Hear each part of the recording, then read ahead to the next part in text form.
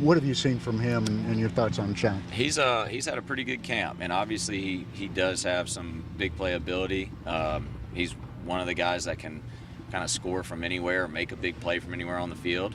And I've challenged him a lot this camp, really just understanding that it's his time. And he's always had somebody with him. He's always had a Debo. He's always had a Brian Edwards.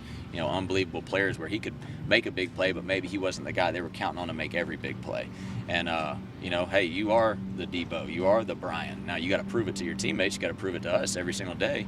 And he's answered that challenge pretty good. And I've been excited to see what he can be for our offense. And he's going to have to know a lot and kind of be the guy that gets the most out of that whole group. Another guy that's made a lot of big plays in camp, but a little bit of a surprise is Jaylen Brooks. Mm-hmm. Obviously, still uncertain whether he's going to be even eligible or not. But how do you kind of work him in, not knowing that at this time? And what have you seen from Jaylen? I mean, and we're hoping everything goes through. That's obviously a big thing that we're waiting on. But Jaylen's one of the guys that, for the amount of time that he's been here, he has as good of a grasp of what we're doing as anybody in our room. That we've been talking about this stuff since February.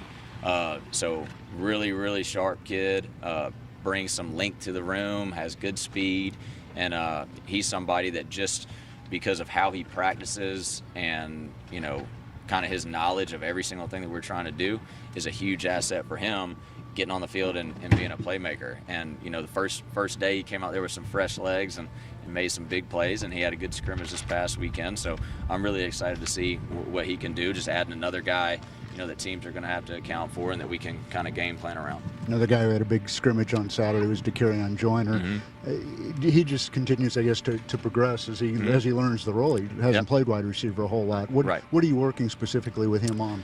Obviously for somebody that played, he's a natural athlete, but for somebody that's always played the quarterback position, a lot of times people think that's an easy transition. But it's not. There's a lot of things that he's still continuing to learn in terms of receiver play and what he has to do to get open and how he has to create space and route running and savvy. And a lot of that's feel that comes with just time of playing that position.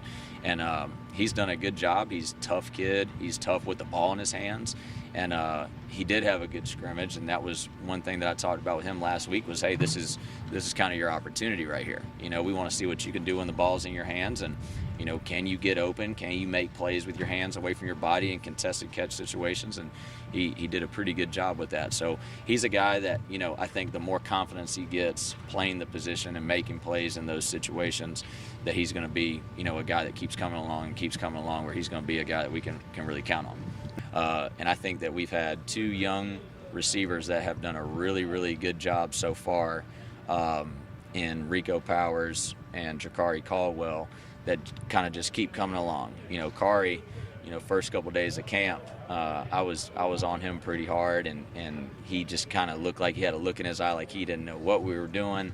And then he comes into the scrimmage this past week, makes a game-winning touchdown catch in a 1-minute drill, and actually had 2 touchdowns in the scrimmage. And he's kind of learning how to play a little bit as a different type receiver in this offense. He's a big guy. He's got to play big, which is a lot different than how Shy plays, and I think everybody coming in, especially as a young receiver, getting used to the physicality of the DBs that you're going to be playing against, the speed of the DBs, how many different coverage looks you have. It's a lot coming at them. And I think both those guys have practiced the right way and put themselves in a pretty good position to be able to, possibly make some contributions. And, I told everybody that, we're going to have to count on everybody this year. Another young guy was Mike Wyman. Mike's done a good job. He missed a little bit of time, but he's been kind of the workaholic guy in the group. But all those guys just need to continue to keep learning and keep trying to put themselves in a spot where we can call their number and we're not scared to do that. And the last question I have for you is Xavier Legate, a guy who got his feet wet last year and showed some flashes of, could he be that next guy in the long line of great receivers we've had here? I think so. And, what I've challenged him about is he's still a raw receiver, being a guy that, obviously he's really athletic. I know he played some last year, but he has some quarterback background too. There's a lot of things that he needs to continue to learn that would really, really help his game. And he has unbelievable work ethic. He's a tough guy. He has speed. He has strength. And he is a guy that not only do I think he has a chance to be one of those guys, but we need him to be one of those guys.